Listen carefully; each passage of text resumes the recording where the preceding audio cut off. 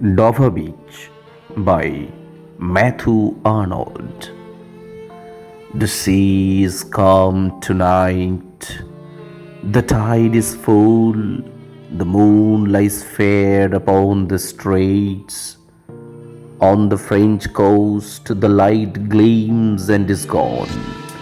The cliffs of England stand glimmering and vast out in the tranquil bay. Come to the window, sweet is the night air. Only from the long line of spray, where the sea meets the moon blends the land, listen, you hear the grating roar of pebbles, which the waves draw back and fling at their return. Up the high stand, begin and cease, and then again begin, with tremulous cadence slow, and bring the eternal note of sadness in. Sophocles long ago heard it on the Aegean, and it brought into his mind the turbid ebb and flow of human misery. We find also in the sound a thought, hearing it by this distant northern sea. The sea of faith was once dew at the full, and round earth's shore lay like the folds of a bright girdle furled. But now I only hear its melancholy, long withdrawing roar, retreating to the breath of the night wind, down the vast ages, drear and naked shingles of the world.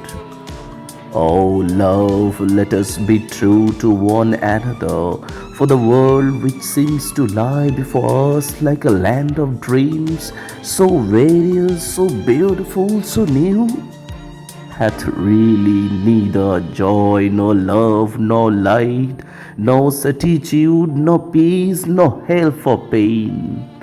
And we are here as on a darkling plain, swept with confused alarms. Hope you have enjoyed the recitation of the poem Dover Beach. Now, let me share you the background of the poem.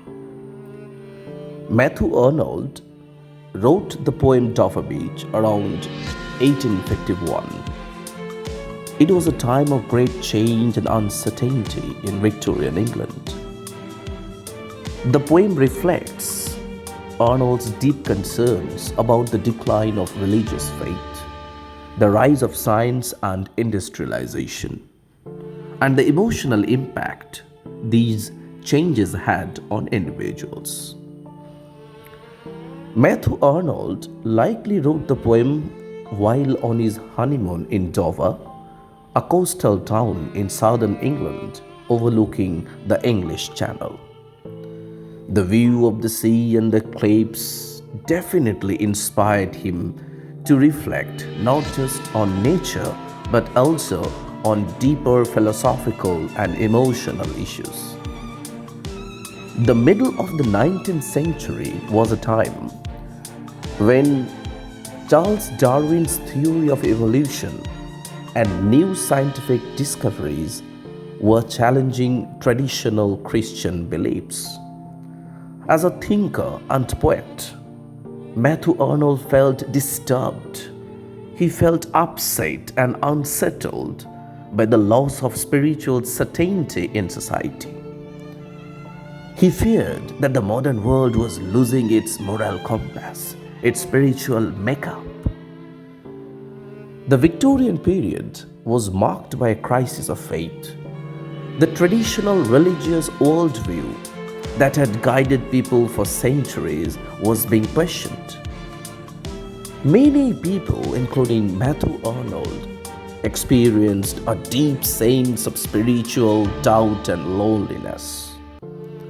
And in this poem, the phrase sea of faith has become a powerful symbol of that lost religious belief, which was once strong and full like the tide, and which is now receding and leaving the world cold and dark.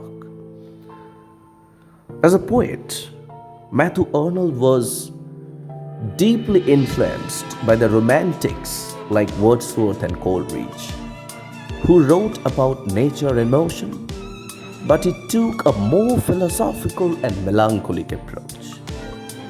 The poem Tower Beach blends romantic imagery with modern pessimism, making it a bridge between romanticism and modernism.